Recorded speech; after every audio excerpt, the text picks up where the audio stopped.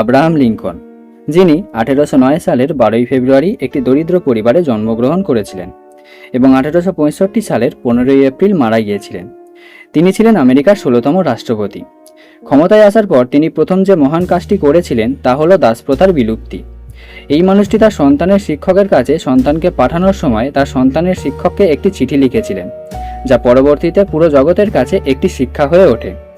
আমি শুভদীপ এই চিঠির শুরু থেকে শেষ অবধি এক একটি লাইন নিজের জীবনে অনুসরণ করে চলি এবং আমি তোমাদের সকলের কাছে এই চিঠিটি তুলে ধরতে চাই, যাতে তোমরাও নিজেদের জীবনে অনুসরণ করতে পারো। তো চলো চিঠিটি বর্ণনা করা যাক।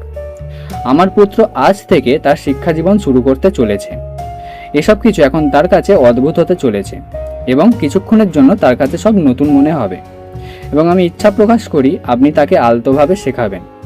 এটি একটি দুঃসাহসিক অভিযান যা তাকে মহাদেশ জুড়ে নিয়ে যেতে পারে, অর্থাৎ বিদ্যালয়ে বসেই পুরো দুনিয়া ভ্রমণ করিয়ে দিতে পারে। সকল অভিযান যার মধ্যে সম্ভবত যুদ্ধ, বিয়োগ এবং দুঃখ অন্তর্ভুক্ত রয়েছে। এই জীবনে বাঁচতে গেলে প্রয়োজন হবে বিশ্বাস, প্রেম এবং সাহসের। তো প্রিয় শিক্ষক মহাশয়, আপনি কি অনুগ্রহ করিয়া তাকে হাতে ধরে, তবে যদি পারেন অবশ্যই শান্তভাবে সেই সব কিছু শেখাবেন যা তাকে জানতে হবে। তাকে শেখাবেন যে প্রত্যেক শত্রুর মাঝে একজন বন্ধু থাকে। তাকে জানতে হবে যে সব মানুষ যেমন সত্যনিষ্ঠ হয় না, তেমন সব মানুষ এক সমানও হয় না। তবে তাকে এটাও শেখাবেন যে প্রত্যেক বদমাইশের মাঝে একজন নায়কও থাকে, প্রত্যেক কুটিল রাজনীতিবিদের মাঝে একজন নিঃস্বার্থ নেতাও থাকে।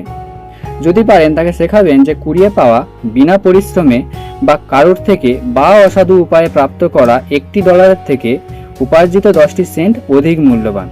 মাননীয় শিক্ষক মহাশয়, বিদ্যালয়ে নকল করার চেয়ে অকৃতকার্য হওয়া অনেক গুণ বেশি সম্মানজনক। এই কথাও তাকে বুঝতে শেখাবেন।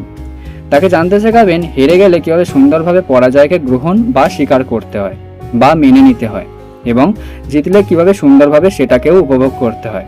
তাকে মানুষের সাথে নম্র হতে এবং কঠোরদের প্রতি কঠোর হতে শেখাবেন। যদি পারেন হিংসা থেকে তাকে দূরে রাখবেন এবং শান্ত হাসির গোপন রহস্য তাকে শেখাবেন।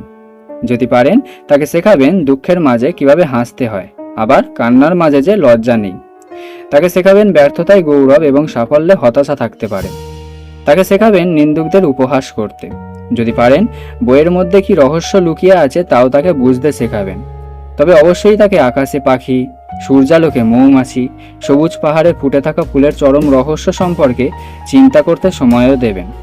তাকে তার নিরস্ত্র ধারণাগুলিতে বিশ্বাস রাখতে শেখাবেন, এমনকি সবাই যদি তাকে ভুলও বলে।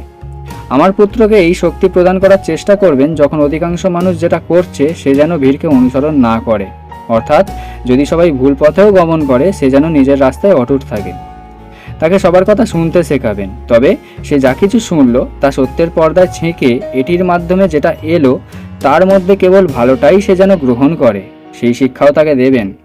তাকে তার প্রতিভা এবং মস্তিষ্ককে সর্বোচ্চ দরদাতার কাছে বিক্রয় করতে শেখাবেন, তবে সে যেন কখনোই নিজের মন এবং আত্মার মূল্য নির্ধারণ না করে।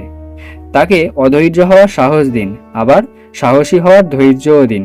তাকে তার নিজের প্রতি অগাধ বিশ্বাস রাখতে শেখাবেন, কারণ তখনই তার সর্বদা অগাধ বিশ্বাস থাকবে মানবজাতির প্রতি, ঈশ্বরের প্রতি। মাননীয় শিক্ষক মহাশয়, এই ছিল আমার আজ্ঞা। তবে দেখবেন আপনি কতটা শ্রেষ্ঠ দিয়ে করতে পারেন।